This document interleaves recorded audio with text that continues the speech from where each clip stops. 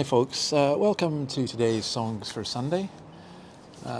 We're returning to the Psalms, and let me just make a familiar gripe. I just don't understand why churches don't sing the Psalms.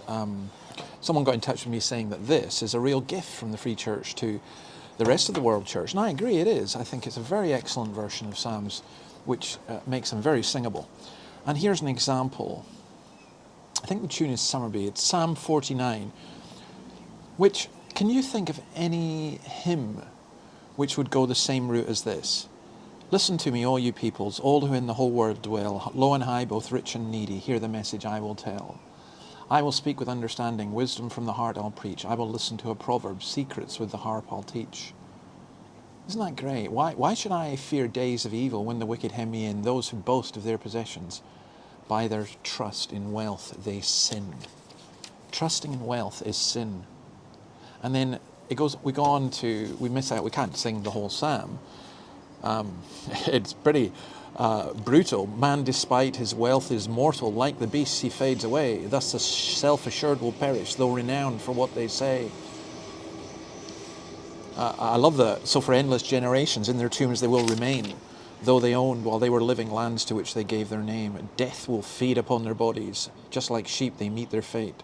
In the grave, their forms will perish, far from where they lived in state.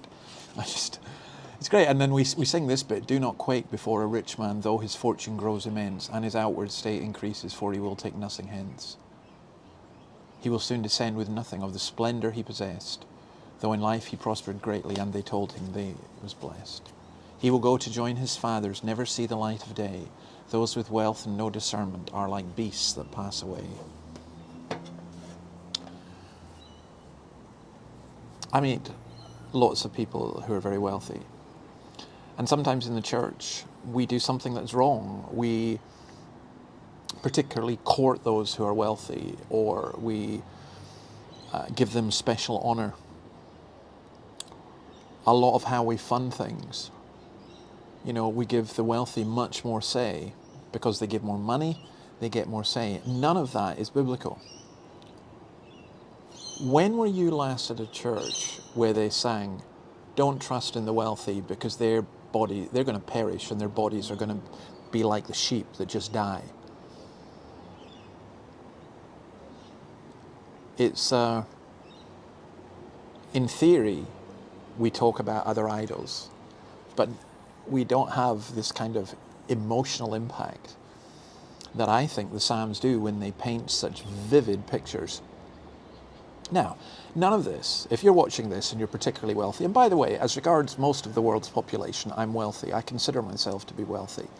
And I have to reflect on this enormously, what we do with the wealth and so on.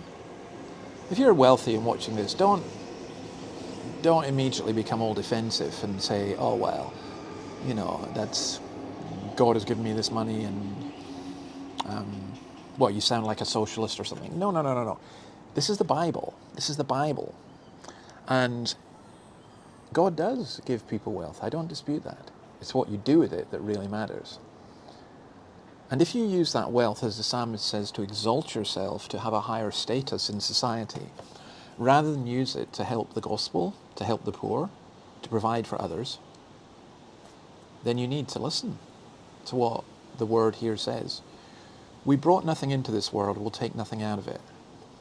I think that is both a somber and a beautiful reminder, and an extremely practical one.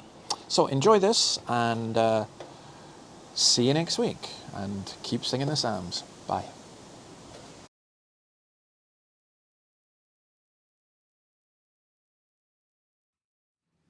Listen to me.